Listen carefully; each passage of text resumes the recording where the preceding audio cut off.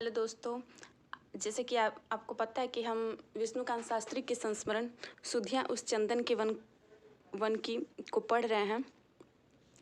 इसके पहले वीडियो में हम इसके तीन खंडों को पढ़ चुके हैं। यह संस्मरण 12 खंडों में विभाजित है, जिसके चौथे खंड को आज हम पढ़ना शुरू करेंगे, जिसका नाम है फूल की पहचान सरस सुवास केवल, हजारी प्रसाद द्विवेदी। यह संस्मरण विष्णुकांत शास्त्री जी ने हजारी प्रसाद द्विवेदी जी की याद में लिखा है। आचार्य हजारी प्रसाद द्विवेदी नहीं रहे। यदि यह सच है तो यह इससे भी बड़ा सच है कि वे चिरकाल तक बने रहेंगे। मनुष्य केवल अपनी काया से नहीं जीता, वह अपनी कीर्ति में जीता है, संतति में भी जीता है। हजारी प्रसाद द्विवेदी जी की कृतियाँ कालजयी हैं, कीर्ति दिगंत व्यापिनी है और संतति तेजोमय है। आचार्य की संतति बिंदु परंपरा के अनुसार केवल पुत्र पौत्र आदि तक सीमित नहीं रहती। नाथ परंपरा के फलस्वरूप शिष्य प्रशिष्यों तक व्याप्त रहती है। इसमें कोई संदेह नहीं कि आज हिंदी जगत में मुख्य रूप से और साहित्य संस्कृति के जगत में सामान्य रूप से द्विवेदी जी के शिष्य प्रशिष्य छाए हुए हैं। फिर कैसे माना जा सकता है कि द्विवेदी जी नहीं रहे? फूल की वास्तविक पहचान तो उसकी सुगंध है, फूल नहीं। फूल ओझल भी रहे, जब तक उसकी सुगंध फैलती रहती है, तब तक उसके अस्तित्व को कौन चुनौती दे सकता है? हजारी प्रसाद जी उन बिरले महाभागों में से हैं जो अपने आविर्भाव काल में ही विभूत के रूप में स्वीकृत हो जाते हैं और तिरोभाव के बाद भी जिनका बिंब बृहत्तर होता चला जाता है। उनका मुख अब भले हम न देख पाएं, पर मेरा दृढ़ विश्वास है कि उनके बढ़ते प्रभामंडल की ज्योति साहित्य पथिकों का पथ आलोकित करती रहेगी। कितना आश्वस्त कर रही है जानकी वल्लभ शास्त्री की ये पंक्तियाँ। फूल की पहचान सरस सुवास केवल, आज मुख दिखता नहीं विश्वास केवल। कैसे संभालूं उनकी स्मृति, सुगंध की ये झकोरे। लंबे 27 वर्षों में जो उनसे पाया है, सीखा है, कैसे उन सबको उतार दूं चंद सत्रों में। गुरजन प्रिय भी हो सकते हैं, वह भी आज के ज़माने में। हजारी प्रसाद जी के मिले बिना इसको मानना मुश्किल होता है। उनका बड़प्पन जेठ की दोपहरिया के समान नहीं, कार्तिक की चांदनी के समान था। बच्चन की एक पंक्ति है, चांदनी में वह सफ़ेदी है कि जैसे धूप ठंडी हो गई। अहंकार के ताप से मुक्त, ज्ञान के प्रकाश से युक्त, वत्सलता की शीतलता बरसाने वाली, यानी ठंडी धूप जैसे चांदनी वाला उनका व्यक्तित्व सामने को अनायास अपनी ओर खींच लेता है। मेरे जीवन की कुछ धन्य घड़ियाँ उनके सत्संग में बीती हैं। उनका साहचर्य अत्यंत सरस, ज्ञानवर्धक, आत्मीयतापूर्ण और उज्ज्वल हंसी की आभा से स्निग्ध हुआ करता था। हम लोग उन्हें पंडित जी कहा करते थे। पंडित जी जहाँ बैठे हों वहाँ मायूसी फटक भी नहीं सकती।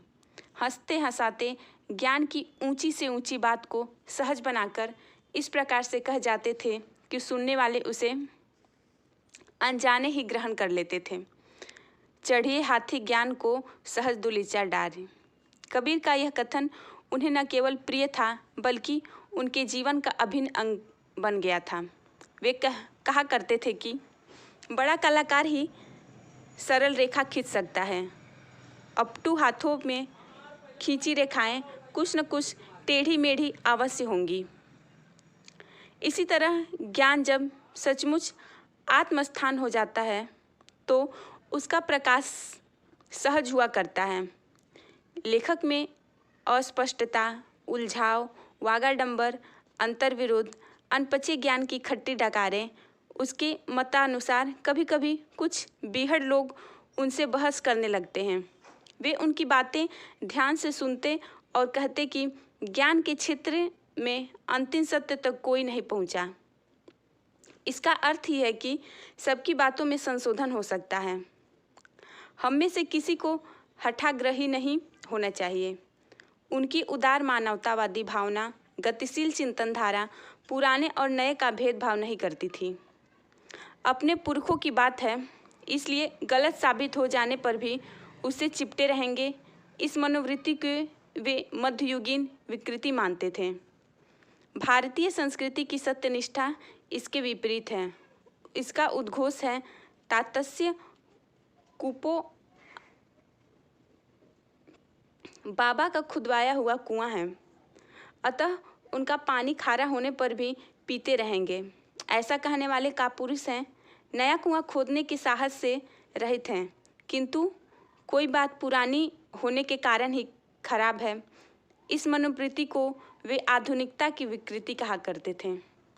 काल की कसौटी पर खरे उतरे पुरातन का वे बहुत मान करते थे। परंपरा और आधुनिकता का अद्भुत सामंजस्य था उनमें। सच तो यह है कि पुराने को नया बना लेने की कला में वे माहिर थे। महामहोपाध्याय पंडित शिव कुमार शास्त्री का एक परंपरानुकूल श्लोक है, जिसका अर्थ है, क्या निःशंक होकर सो रहा है, आयु शेष हो चली, मृत्यु को समागत ही समझ, अथवा तू सुखपूर्वक सोता ही रह। इस श्लोक को लेकर उसे उन जीवन की गंगा का प्रतीक बनाकर द्विवेदी जी ने एक अच्छा लेख लिखा है, जिससे प्रमादग्रस्त बुद्धिजीवियों की मोह निद्रा दूर करने का प्रयास किया है उन्होंने। इसी प्रकार काव्य शास्त्रीय प्रतिमानों का भी वे पुनर्नवीनीकरण करते रहे हैं, किंतु नए को पुराना साबित करने के मोह से वे मुक्त थे। जर्मनी वालों ने वेद पढ़कर हवाई जहाज बना लिए, जैसी उक्तियों को वे रुग्ण मानस का दयनीय प्रलाप समझते थे। पुरानों को सम्मान देकर भी हमें अपने युग की आवश्यकताओं के प्रति सचेत रहना चाहिए, तदनुकूल व्यवहार करना चाहिए। इसके वे बड़े समर्थक थे। एक बार उनकी कक्षा में एक विद्यार्थी ने एक कविता पढ़ी और उस पर उसकी सम्मति मांगी। द्विवेदी जी को लगा कि कविता मैथिली शरण गुप्त की है और यह विद्यार्थी उन पर छींटाकशी करना चाहता है। वे बोले, कविता तो अच्छी है, मैथिली शरण गुप्त जी की है ना। विद्यार्थी बोला, पंडित जी यह मेरी लिखी हुई है। पंडित जी हंसकर बोले, आज भी आप द्विवेदी युगीन कविता लिखेंगे? आज की शैली और मुहावरे में आप अपनी बात कहेंगे, तभी वह स्वीकृत और सम्मानित होगी। जिस तरह डाल भले पुरानी हो, किंतु नए पल्लों के आने पर शोभित होती है, उसी प्रकार परंपरा की सामयिक नवीनताओं को स्वीकार करके ही बलिष्ठ होती है। पंडित जी की गोष्ठी जमी हो और लतीफ़े ना हो, यह हो ही नहीं सकता। और लतीफ़े भी कैसे कैसे सुनाते थे वे कि आदमी हंसते हंसते लोटपोट हो जाते थे। एक बार नामों की चर्चा चल पड़ी। पंडित जी बोले, शांति निकेतन में साहित्य के एक अध्यापक थे। उनका आग्रह था कि संतानों का नाम वे ऐसा रखेंगे कि सुनते ही लगे कि साहित्यिक की संतान है। अतः नाम में वे कवित्व लाने के प्रति वे सजग हो उठे। उनकी पहली संतान लड़की हुई। उसका नाम उन्होंने रखा भागीरथी कुलकुल निनादी। वे समझाया करते थे कि कलकल से भी अधिक कोमल ध्वनि है कुलकुल। दूसरी संतान भी लड़की हुई, जिसका नाम उन्होंने रखा जाह्नवी हर हर जटा विहारिणी। तीसरी बार फिर लड़की हुई। अब की बार क्रम के अनुसार उन्होंने नाम रखा त्रिस्तोता त्रिजगत पावनकारिणी। जब चौथी बार संतान के रूप में लड़का हुआ तो वे पुलकित हो उठे। छोटा सा नाम रखा गोपी जन वल्लभ पद रेणुदास। मैंने छूटते ही कहा, पंडित जी भगवान की कृपा थी कि वे बंगाली थे। यदि कहीं बिहारी भूमिहार के होते तो लड़के का नाम होता गोपी जन वल्लभ पद रेणुदास प्रसाद नारायण सिंह शर्मा। इस पर उन्होंने वह ठहाका लगाया कि पूछिए मत। पंडित जी भी हंसी बिजोड़ थी, निश्चल धारा प्रवाह और भास्वर। उसमें किसी के प्रति कटुता ईर्ष्या का लेश भी नहीं होता था। एक बार एक सज्जन संस्कृत का आधार लेकर बनाए गए नए पारिभाषिक शब्दों की निंदा कर रहे थे और बोलचाल में देशज या तद्भव शब्दों के प्रयोग की वांछनीयता पर बल दे रहे थे। पंडित जी कुछ देर तक तो उनकी बातें सुनते रहे, फिर बोले, हाँ, कह तो आप ठीक ही रहे हैं, पर कभी कभी आपको पसंद आने वाले शब्द से भी बड़ी गड़बड़ी हो जाती है। अब देखिए, उस दिन मैं दिल्ली में एक बड़े बैंक में एक काम से गया था और एक बहुत बढ़िया साफ सुथरा शानदार कमरा था जिसके बाहर लिखा हुआ था निपटान घर। बनारसी संस्कार वालों के लिए उसका जो सहज अर्थ होता है उसे क्लियरिंग से जोड़ पाना बहुत मुश्किल है। सब लोग खिलखिलाकर हंस पड़े। पंडित जी इन गोष्ठियों से दूसरों की मीठी चुटकियां तो लेते ही थे, अपने को भी बात नहीं देते थे। मुझे मालूम था कि साहित्य अकादमी ने उन्हें अंग्रेजी में हिंदी साहित्य का इतिहास लिखने का कार्यभार दे रखा है। मैंने उनसे बात बात में पूछ लिया, पंडित जी, आप कब तक अंग्रेजी से हिंदी साहित्य का इतिहास लिखकर साहित्य अकादमी को दे रहे हैं? काफ़ी दिन हो गए। पंडित जी जरा गंभीरता से बोले, काम तो अब तक कब का हो गया होता, पर बात यह है कि दूसरों का किया हुआ अंग्रेजी अनुवाद मुझे पसंद नहीं आता और मेरी लिखी अंग्रेजी दूसरों को नहीं पसंद आती, इसलिए काम लटका हुआ है। और फिर लगाया एक जोरदार ठहाका अपने ही ऊपर। छोटों से काम करवा लेना उन्हें खूब आता था। मैं लिखने के मामले में महा आलसी और लेखनी भीरू था। अब भी घिर गए बिना कहाँ लिखता हूँ। पंडित जी चाहते थे कि मैं अपना शोध कार्य तो पूरा कर ही लूँ।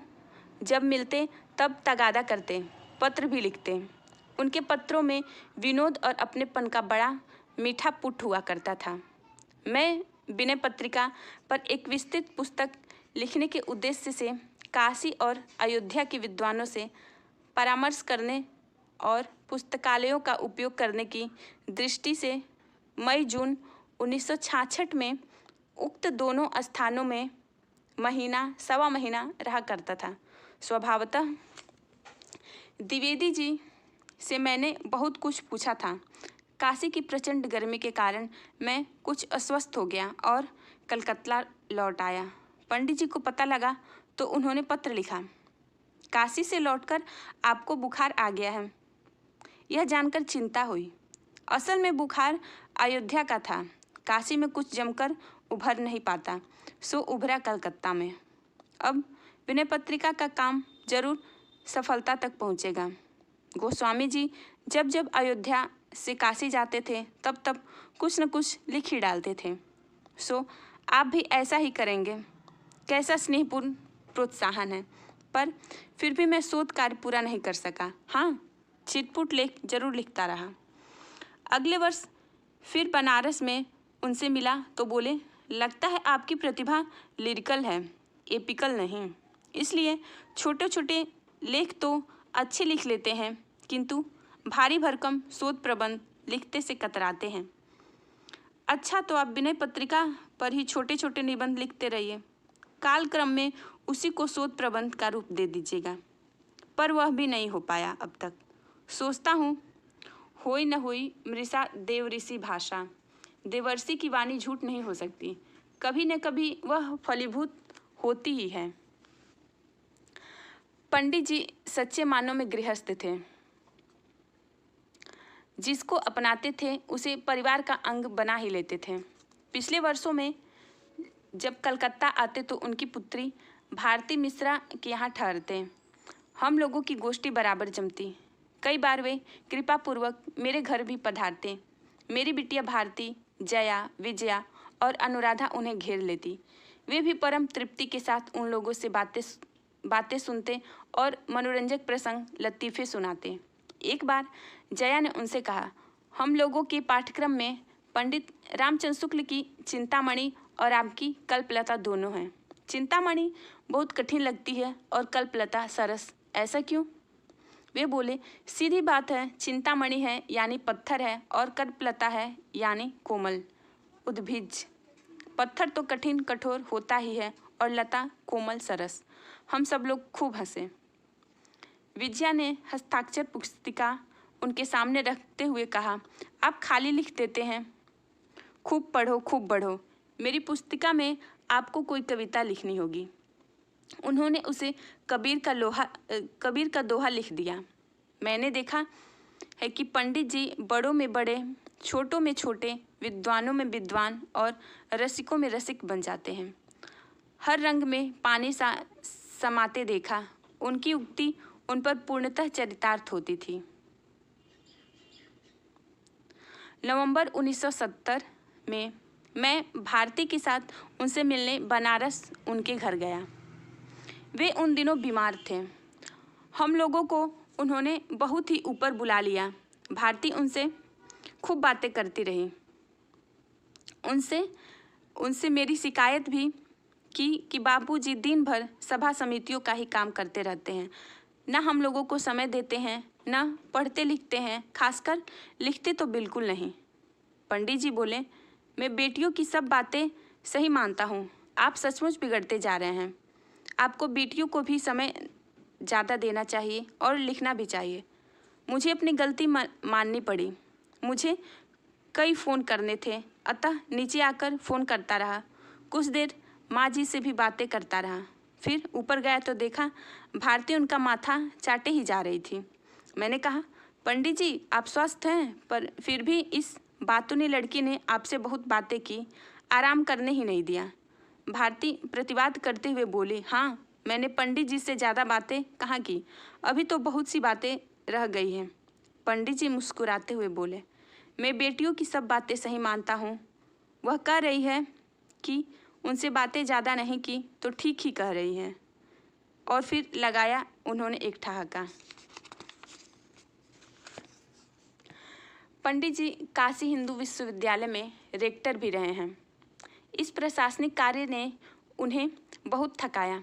शांति निकेतन और चंडीगढ़ में हिंदी विभागाध्यक्ष की हैसियत से भी उन्हें थोड़ा बहुत प्रशासन करना ही पड़ता था, किंतु पढ़ने पढ़ाने का भरपूर समय मिलने के कारण उससे ऊब नहीं होती थी। शुष्क शोध की तरह शुष्क प्रशासन भी उनके स्वभाव के विपरीत था। उससे कहीं सहज उत्फुल्लता कुछ मेघावृत हो गई थी। इसी मनः स्थिति में एक बार उन्होंने मुझसे कहा था, रेक्टरी बड़ी भारी पड़ रही है, कभी कभी इच्छा होती है इससे मुक्ति मिले।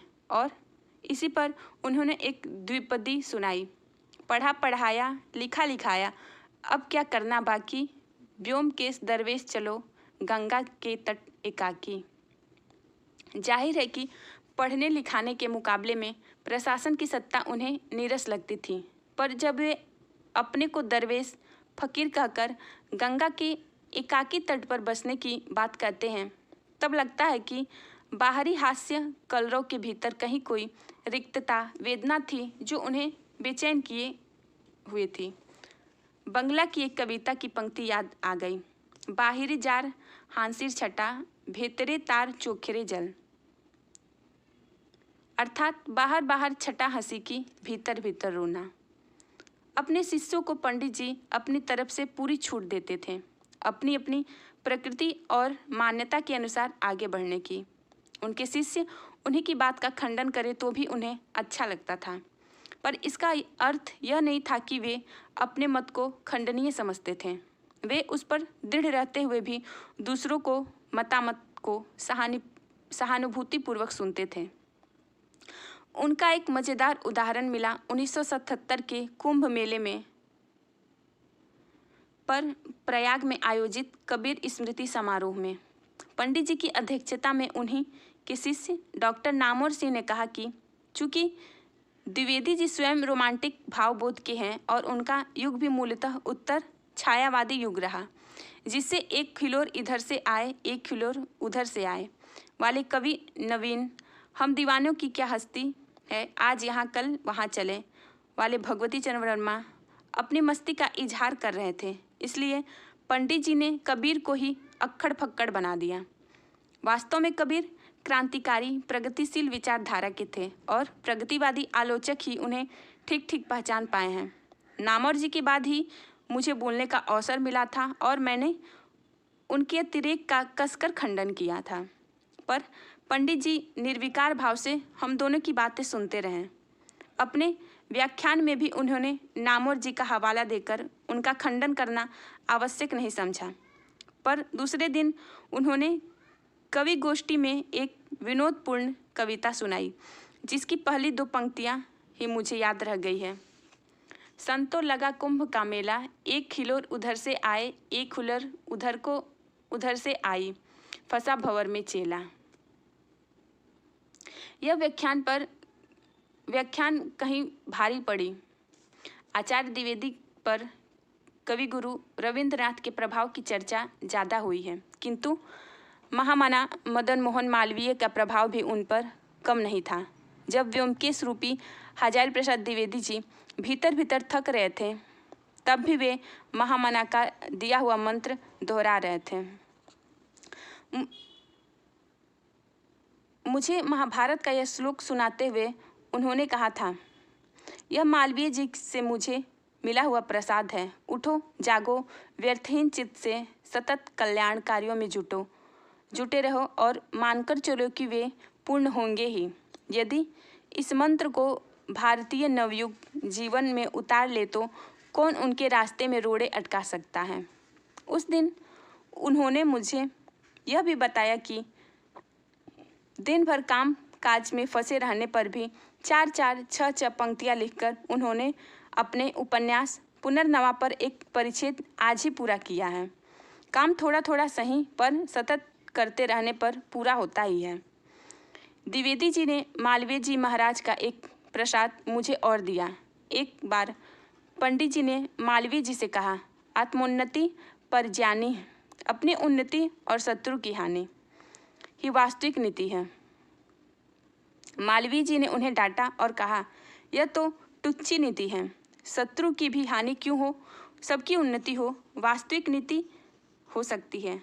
मुझे लगता है द्विवेदी जी के जीवन पर इस बात की भी गहरी छाप पड़ी थी। विधायक होने के बाद जब मैं पंडित जी से मिला तो उनके चरण छूकर मैंने उनका आशीर्वाद मांगा। उन्होंने आशीर्वाद देते हुए कहा, राजनीति में आ ही गए हो तो भागने के लिए नहीं कहूँगा, इसका भी स्वाद ले लीजिए, पर यह याद रखिएगा कि इससे डूबने वाले की मनुष्यता प्रायः डूब जाती है और उसे बचाए रखिएगा।